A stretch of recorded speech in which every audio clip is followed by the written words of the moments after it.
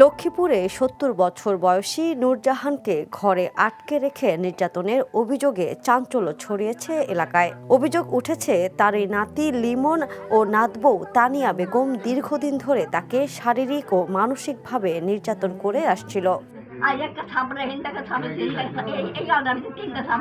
মঙ্গলবার সন্ধ্যায় মজু চৌধুরীর পৌর শহরের হায়দার ভিলা এলাকায় ঘটে এই ঘটনা। স্থানীয়দের দাবি, বিকেলে নূরজাহানকে মারধর করে ঘরে আটকে রেখে বাইরে চলে যায় অভিযুক্তরা। পরে বৃদ্ধা জানালা খুলে চিৎকার করলে আশেপাশের লোকজন ছুটে গিয়ে তাকে উদ্ধার করেন। এলাকার সবাই মিলে একদিন বসে তার বারণ করছে।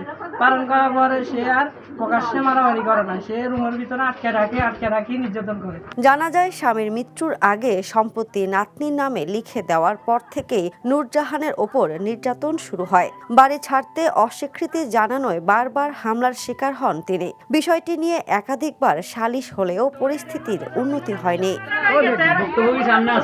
ভুক্তভোগী নূরজাহান কান্না জড়িত কণ্ঠে বলেন, আমাকে প্রায়ই মারধর করে বাড়ি থেকে বের হতে বলে। আজও কোনো কারণ ছাড়াই হামলা করেছে। তবে অভিযুক্ত তানিয়া বেগম অভিযোগ অস্বীকার করে দাবি করেন, নূরজাহান মানসিকভাবে অসুস্থ এবং তার চিকিৎসা চলছে।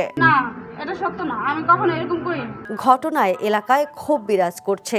স্থানীয়দের দাবি, দ্রুত তদন্ত করে দোষীদের বিরুদ্ধে কঠোর ব্যবস্থা নেওয়া হোক। National desk, the news.